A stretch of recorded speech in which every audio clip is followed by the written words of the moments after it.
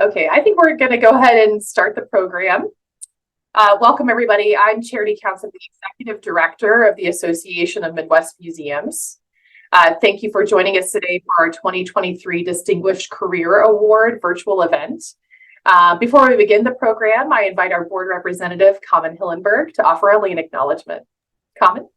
Thank you so much, Charity. Hi, everyone. My name is Carmen Hillenberg, and I'm a board member of the Association of Midwest Museum and chair of the Awards Committee. In this era of virtual meetings, when digital spaces may substitute our physical sense of place, it is important to redirect our attention to the land we each occupy in this moment and honor the indigenous people who have called it home. Because I'm located in Evansville, Indiana, I invite you to join me in acknowledging the Quapaw, Shawnee, Osage, and Kickapoo tribe, their elders, both past and present, as well as future generations. Thank you. Back to you, Charity. Thanks, Carmen. Okay, before we begin the program, I have a few housekeeping notes to share with you all. First, you're welcome to have your video on or off, whatever you choose, but please keep your audio muted until we prompt you to unmute at different points in the program. This event is an opportunity for all of us to celebrate our recipient, but also to learn more about her and her work. We encourage you to react to what you're hearing today and participate as you are comfortable. You can ask questions when we are doing the moderated conversation as a part of the program. You can raise your hand to ask questions out loud, or you can use the chat to post those questions. And then we'll get to them as soon as we can. There will be moments for audible applause or a toast if you happen to bring your favorite drink with you tonight. You can also wave and snap your fingers, use the reaction tool and on Zoom. And then we also have an ASL interpreter with us today if anybody requires that service. I have our interpreter, John, on the screen at the top in gallery view. Hopefully you can spot him there. For those of you getting to know AMM for the first time, I also want to just offer a very brief background on us. We were founded in 1927, so that makes us one of the very first museum associations in the United States. We serve an 8-state region, and our community includes, traditional museums and historic sites, art centers, cultural centers, science centers, zoos, libraries, you name it. If it's a museum, we have them in our membership. We host a variety of virtual programs each year, but my favorite is our award series. These are just a joy to host. It's a lot of fun to celebrate our honorees and bring together their peers in the museum community, but also their staff, colleagues, friends, family, anybody that wants to come along with us on this special celebration. Finally, I just want to make a note of our everybody who's involved in the program today. Obviously, my co-host is Carmen Hillenberg from the board, and then also our award recipient, Tricia O'Connor. And I'm going to pass the mic back to Carmen now to actually get the awards program started. Thank you, Charity. The Distinguished Career Award recognizes individuals whose leadership, vision, mentorship, and creativity have, over the course of their careers, had a positive impact on staff and community members and/or resulted in lasting change for their institutions. This year's recipient is Tricia O'Connor, whose humility, intentionality, and passion for play has informed her approach to exhibit development and inspire her colleagues to nominate her. Over the course of her 25 years career in museums, Tricia has developed numerous award-winning projects, including National Geographic Treasures of the Earth and the Power of Children Making a Difference for the Children's Museum of Indianapolis, and the galleries for the new American Civil War museums in Richmond, Virginia. Most recently, she collaborated with the Children's Museum on Emmett Till and Mamie Till-Mobley, Let the World See. We are proud to have this very talented exhibit developer, artist, educator, and writer in the AMM community. And we look forward to celebrating and learning more about Tricia's work during today's program. And before we get started, I invite everyone here with us to unmute, to use your Zoom reactions icon to join me in a round of applause as we welcome Tricia to say a few words. Brilliant.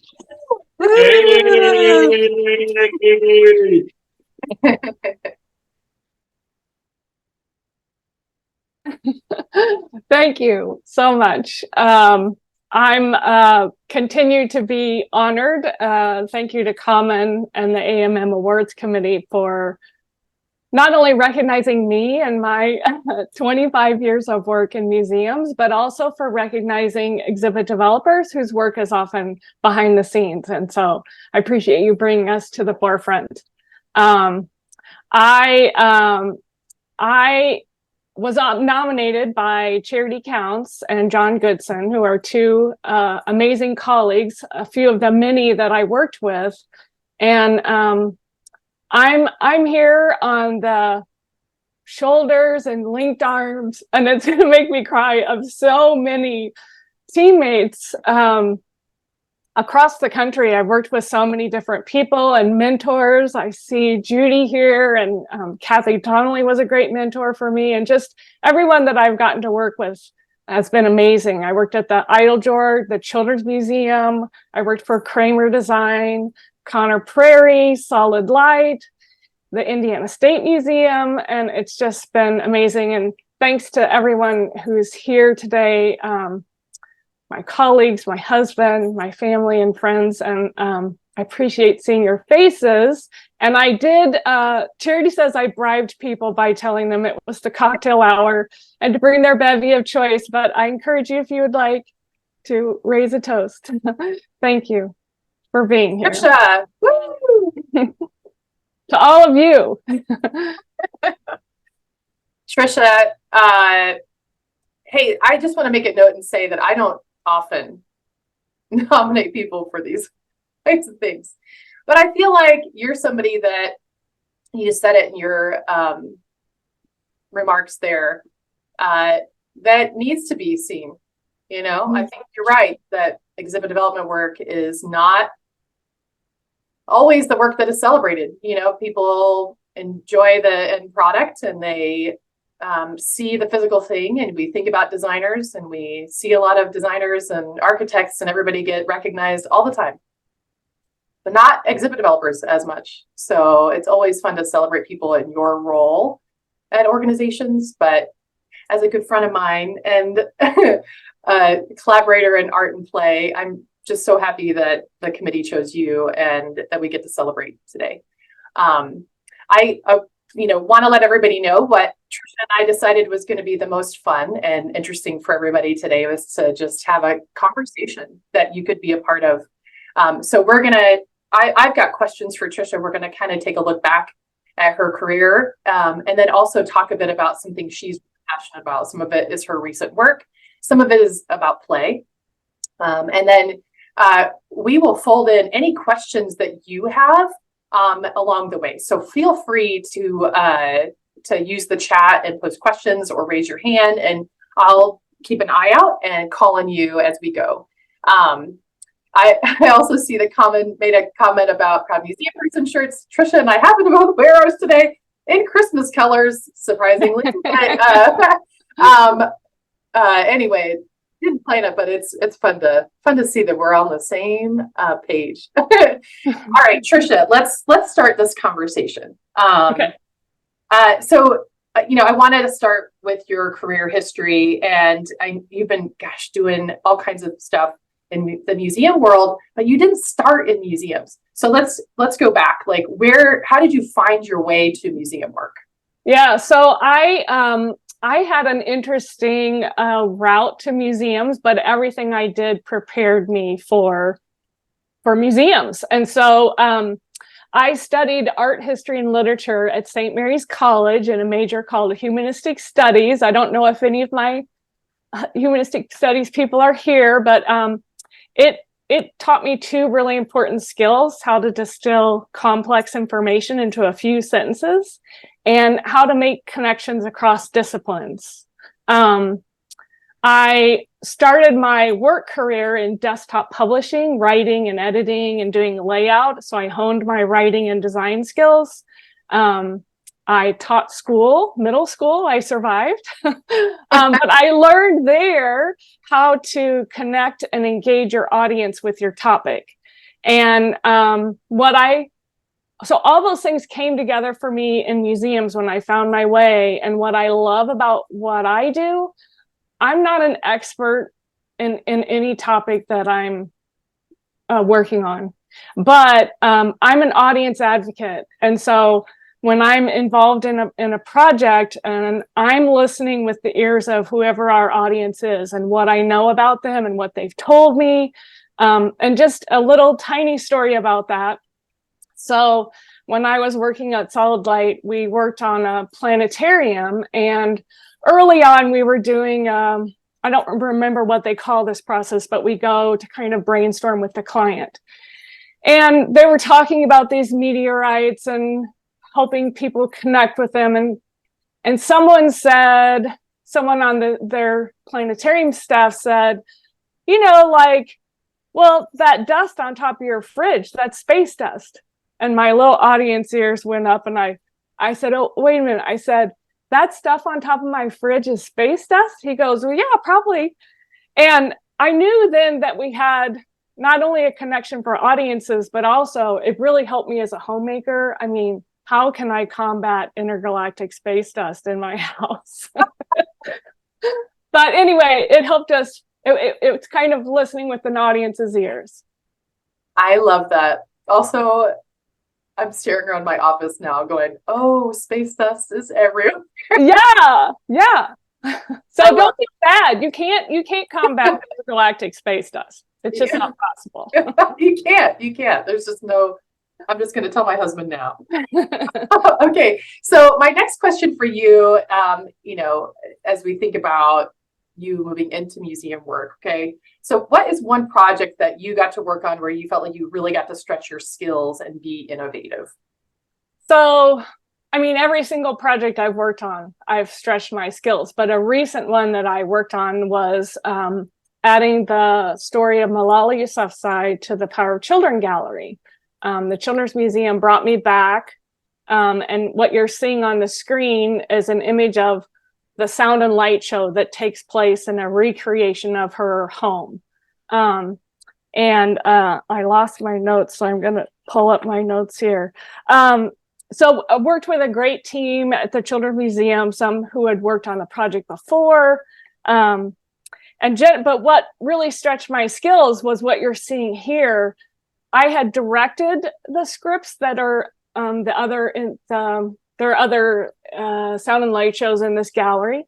But this was the first time Jennifer Robinson believed in me, and she wanted me to write the script. And so this was my first time writing the script.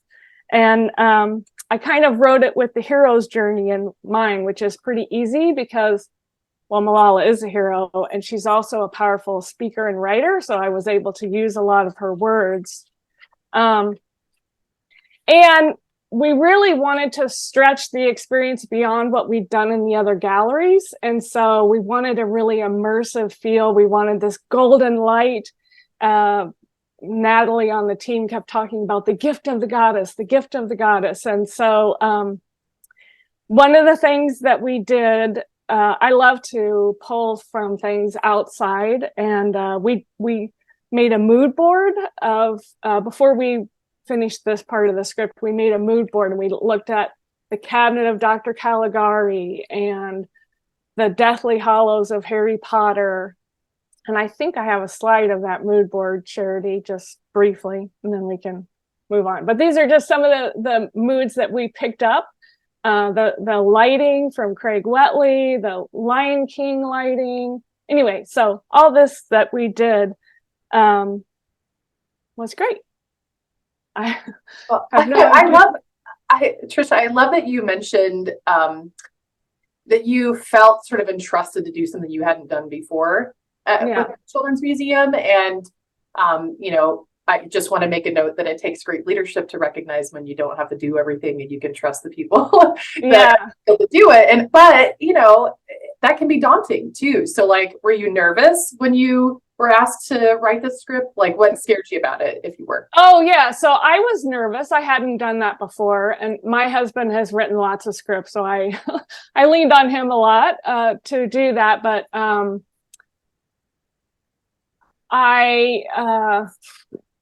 do I answer that question? Yeah, I was nervous, but I kind of looked up script writing and I came upon the hero's journey and I was like, well, that's a great little framework for what we're doing. And then later on in the project, Natalie Lyon, who's the interactive technology person, was like, oh, gift of the goddess, gift of the goddess. So just building on that hero's journey. Awesome. That's great. Okay, so exhibit people always have projects that they love to talk about, the things that they say were their favorites, if you want to call it that, but definitely the ones that were very memorable. And I wondered if you have a favorite project or some projects that you would like to talk about. So one of my favorite projects, again, it's at the Children's Museum, was Hot Wheels for Real. I was a Hot Wheels girl growing up. I loved playing with Hot Wheels. And so getting to work with Mattel's Hot Wheels design team and to feature these toy cars, but we also featured life-size Hot Wheels cars. And I loved prototyping the activities with kids and families and listening to things they were saying to help me key in on language for labels. And we honed in on a big idea like we do on all projects. You kind of, what's the point? What do you want people to walk away with? And why should they care about it? And in this exhibit, I think it was my first time at the Children's Museum. We always had family and intergenerational audiences as an audience, but this one called out specifically adult audience. We knew that we would have adult only people coming to see this exhibit. And just another little story with that. There are Hot Wheels collectors, a lot of them probably my age and younger, and very serious about their collecting. And I got to visit a Hot Wheels club here in Indianapolis, and they were telling me all about their collections and the cars. And if we were going to feature, you got to get the Beach Bomb 2. You have to show the Beach Bomb 2 in the exhibit and things like that. And at one point they said, now you really need to go talk to Johnny. He's over here. He has a 3-bedroom house and it's filled with Hot Wheels cars. So many that there's like just a little tiny aisle from the kitchen to the bathroom. And they said, oh, and he's single. And I thought, oh, okay. I wonder why. Who else could you fit in there, right? Like, yeah. Just the love of cars. Tricia, I want to pause you for a second in your response here, because I saw Bill, your brother, popped into the chat and said that one thing that Tricia's really good at, which I think helped her in museum work, is that Tricia has a really great understanding of mechanics. She knows how things work, how to fix and build. And that made me think about, some of your job as an exhibit developer is to talk to production staff, right? Like your job is to figure out not just what it's going to be and why, but like ultimately to make sure the end product does what the vision was, right? So, I see this picture on screen from Hot Wheels for Real, from prototyping, and I'm sure that, there was some back and forth in that process. You want to fill us in? Yeah, so what's interesting about this Hot Wheels prototype, it's in the lower right of your screen. I'm sorry, and then you're seeing the finished play table. I was supposed to tell you what you're looking at. But anyway, so we worked with Hot Wheels Mattel's Hot Wheels design team, and they mailed this, we call this a foam core prototype, this white prototype in the lower right-hand corner. And it was beautiful. But when Craig Letley and I opened the box, we were like, oh, I don't know if it's going to work. But I mean, how do you tell Hot Wheels design team that? So we said, well, let's bring some families in because we're not sure either. Is it going to work? And we asked, and we had Mattel, their lead designer, came out, and on the prototype, kids, we all got to see. Kids wanted to time, they wanted to crash, they wanted to jump in the air, and they weren't able to figure out how to do that with this prototype. So Our fabrication team was there, Craig Wetley, Mattel. After this prototyping session, we tore that white foam core thing apart and then taped together a version of what you see on the left. But then also, like, just to kind of touch on what you said about talking with fabrication, sometimes I will have in testing, I know that people need to see this label here, they need to have the handle here, or whatever it is. And so it's kind of that back and forth talking, but sometimes there are maintenance reasons that they need it to be differently. So you just have to work through that. Cool. Yeah, thanks for filling us all in, I guess, on that process. Also, it's fun to hear about this prototype. I'm also just want to point out that at some point you'll catch up on the chat, but like a lot of really nice comments about your abilities and creativity and just, that sort of audience advocate sort of piece of your job. So everybody sees it. Oh, yes. Thank you. Hey, I want to kind of switch gears a little bit from some of your favorite things to maybe some more difficult ones. So when I think back on your career, especially in the last few years, it seems like, you've worked on some really difficult exhibits, difficult topics, I guess, in your exhibit development work. So I want to talk a little bit about maybe which one or ones you thought were most difficult. So most recently, it's kind of like having a baby. Once an exhibit's open, you forget the pain. but most recently, I worked on the Emmett Till and Mamie Till-Mobley exhibit, Let the World See. And for me, this was probably the hardest project that I've worked on for lots of reasons. I mean, it's the murder of not just a murder, the lynching of a 14-year-old Black boy in 1955 in Mississippi. The courage of his mother. So this is an image in the Emmett Till exhibit. Sorry, I'm supposed to tell you what you're seeing. And this is talking about what happened in the store, and then he's lynched. And on the phone that these two young men are listening to is an eyewitness account from Emmett's cousin, Reverend Wheeler Parker, who was 16 at the time and was at the store and was the last was with him the night he was abducted from his uncle's house. So, this is a difficult topic, but it also is a story that's ongoing. And to me, it's still kind of an open wound. There's a lot still happening around Emmett's story. In Sumner, Mississippi, they started putting up these memorial plaques in 2005, and they've been repeatedly vandalized over and over and over and over. And one of the members of their community, and they've done so much work in their community to break that silence and bring this up, says it feels like they're just lynching him over and over again. So there's a lot of pain with that story. There's a lot of good happening around that story that really started with the actions of his mom and built on by the community. But in the middle of it, so we were developing this in the pandemic, so we're all dealing with that.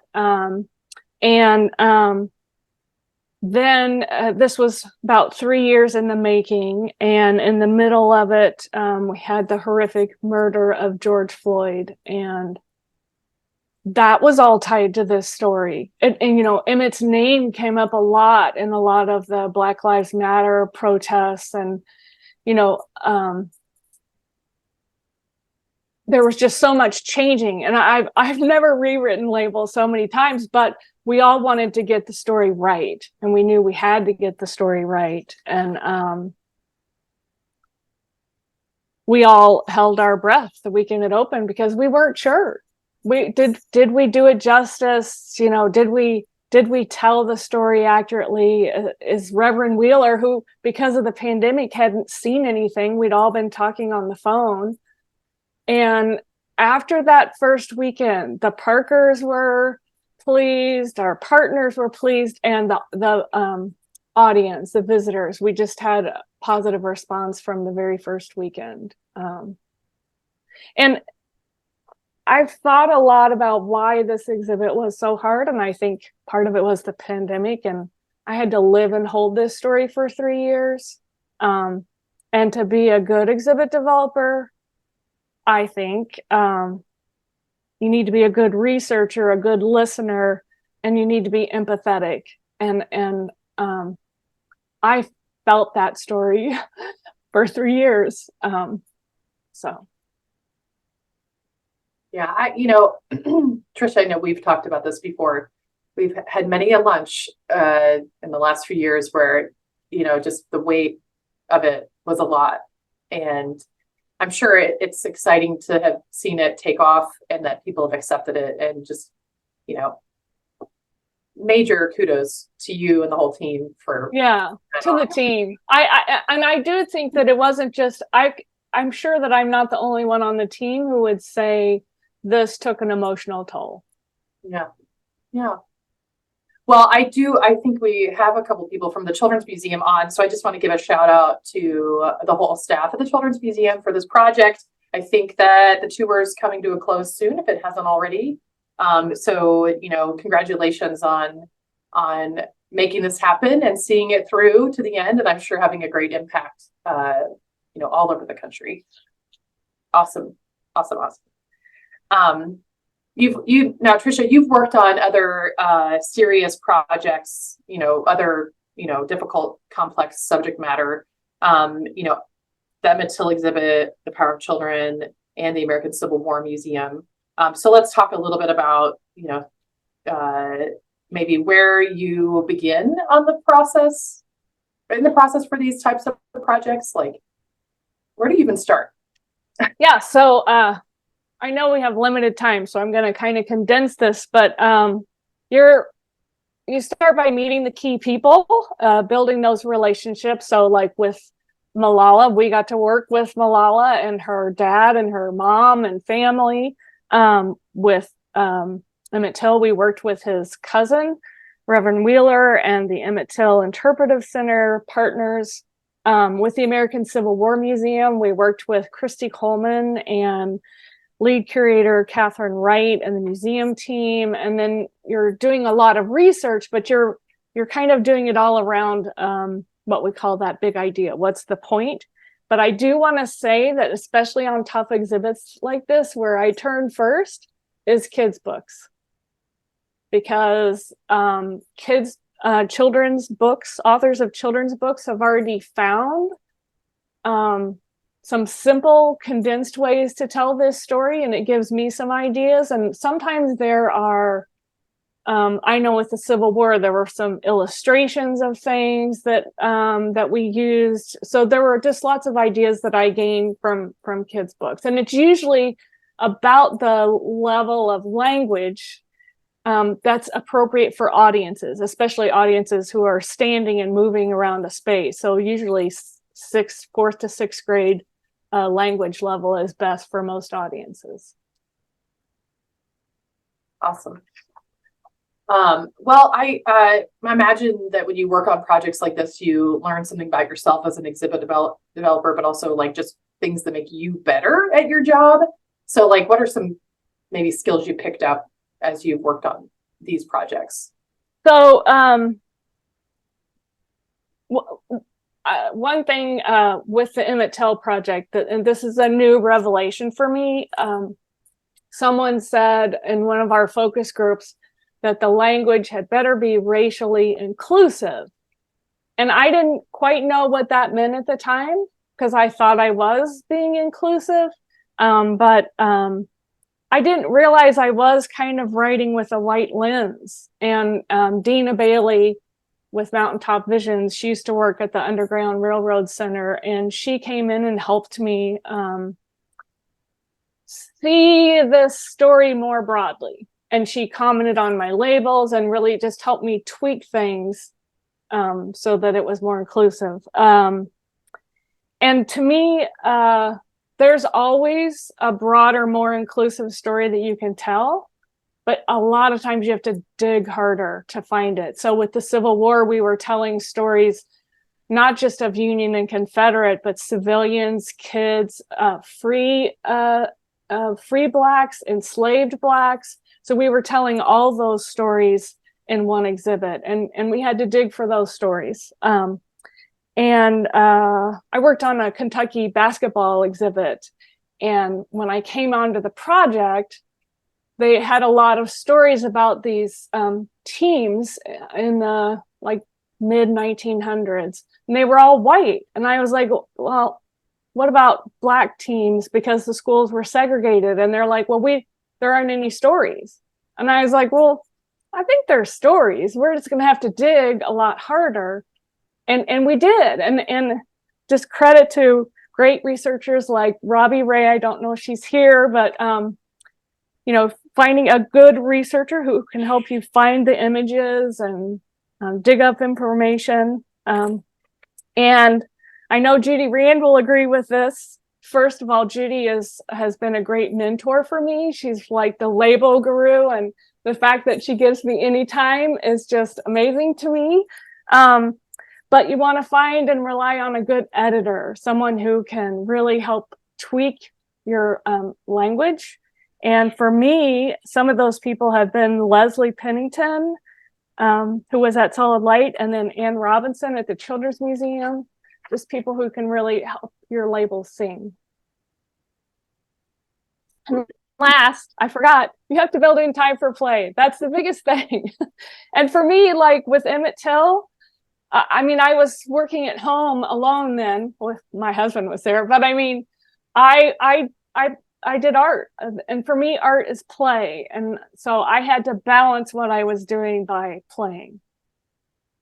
I'm sure that was, a big part of just keeping, taking care of yourself from a mental health and emotional perspective, right? In addition to just being creative in a different way.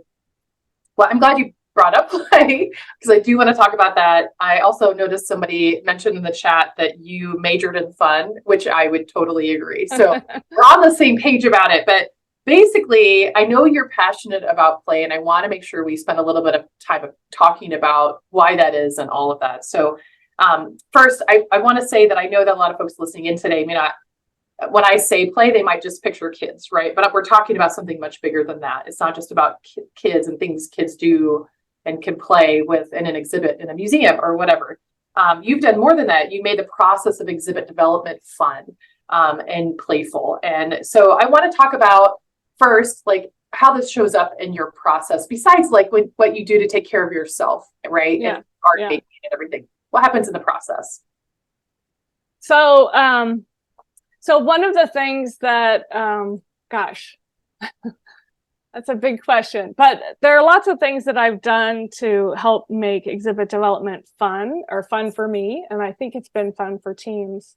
One of my favorite things that I was able to add to the process was called a rapid idea generation. And I didn't invent it. I learned about it at an Aztec, Association of Science and Technology Centers conference. And I brought it back to the Children's Museum, and it's a really fun way to engage. So you can see in the lower right of this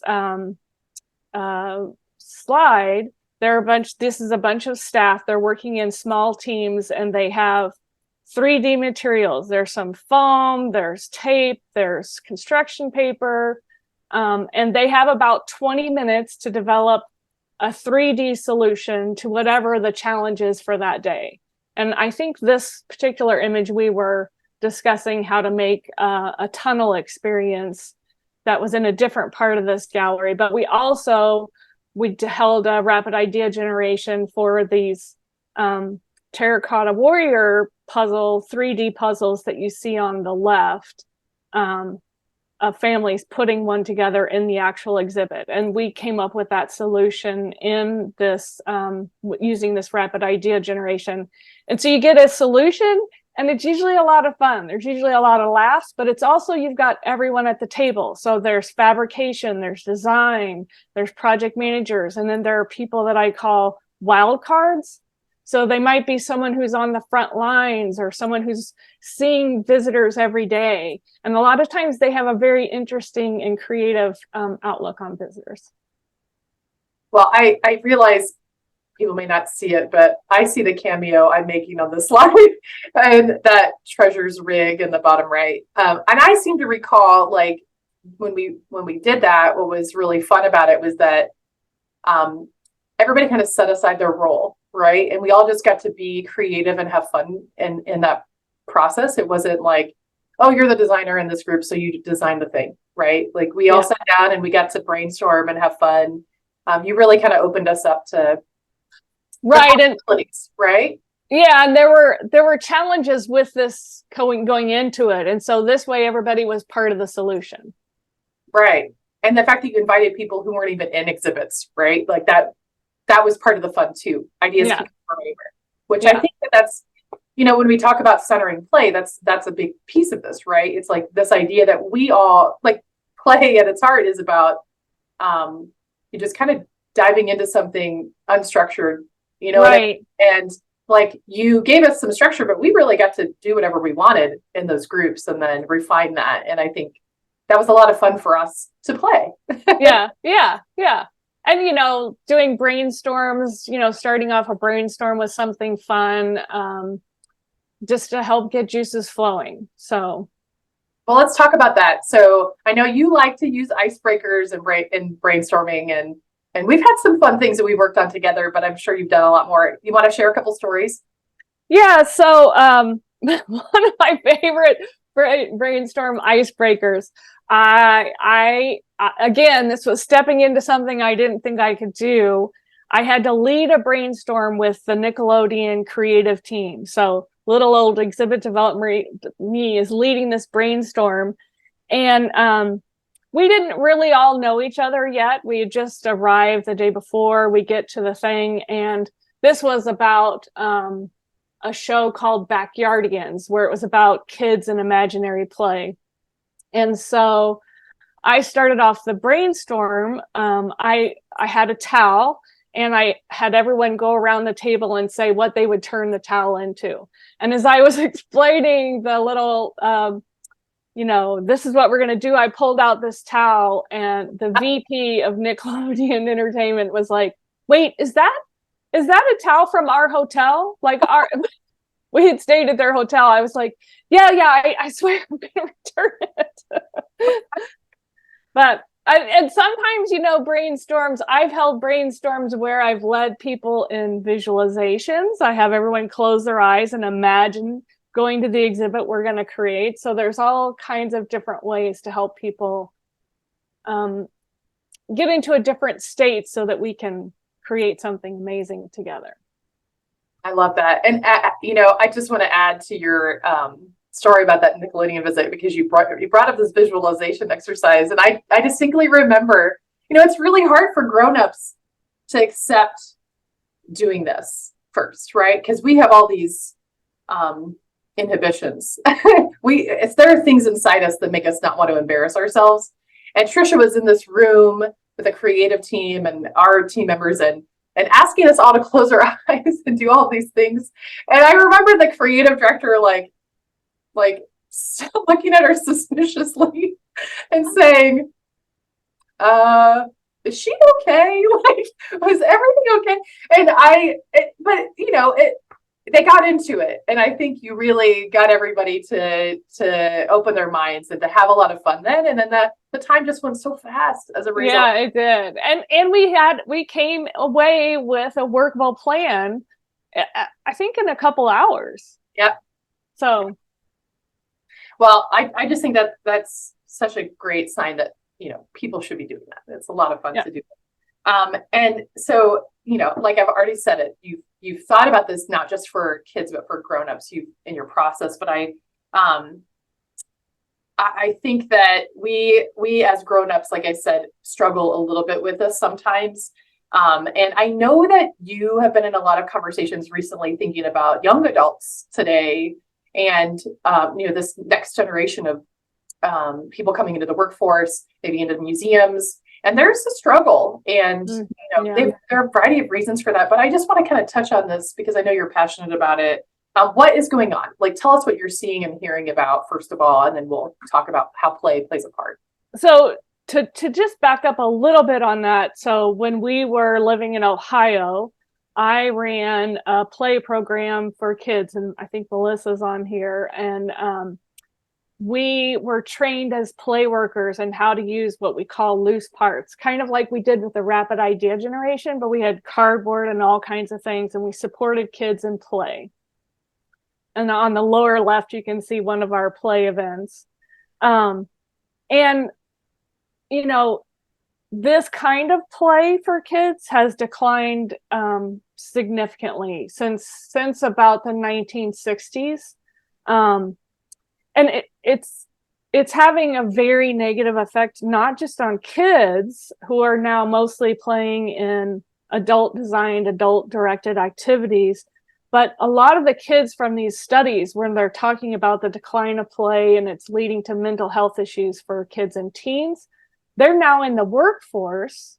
So a lot of these young adults, but in addition to that, you have the impact of COVID-19, which was hard on all of us, but it was very hard for kids, teens in their formative years to be isolated when they're building bonds and building their independence, and they're struggling. There's all kinds of studies about how they're struggling, and now they're in the workforce. And just, I've kind of dipped my toe into this a little bit, but we all have problems adulting when we, leave college or, go out as adults, but this is an exponential amount of struggling with how to adult. They're having adulting classes. How do I do this? There's a lot of stress and overwhelm with work. There's difficulty, play helps us see things from other perspectives. But they're having trouble with that too. There's just a lot going on. And I'm not saying that everyone in this young age group is dealing with that, but there are tons of studies. They're struggling and they need help. And I think play would help. So I'm just going to ask our participants today, show of hands, whether you use an icon or whatever. Do you know young people today? Are you all seeing this? What Tricia's saying, do you know of people who are struggling in this way? I'm just kind of curious if folks out there are seeing it. Seeing thumbs up from Carr, Liz, Callie, yeah. Okay. All right, well, so Tricia, let's talk a little bit about— 3 people. Yeah, well, I see Sarah's got her hands up. We've got some people raising hands. Yeah. So let's talk a little bit then maybe what's needed. I know that you've got some thoughts about this. What can we do to help, right? And how's play a part of that? So I think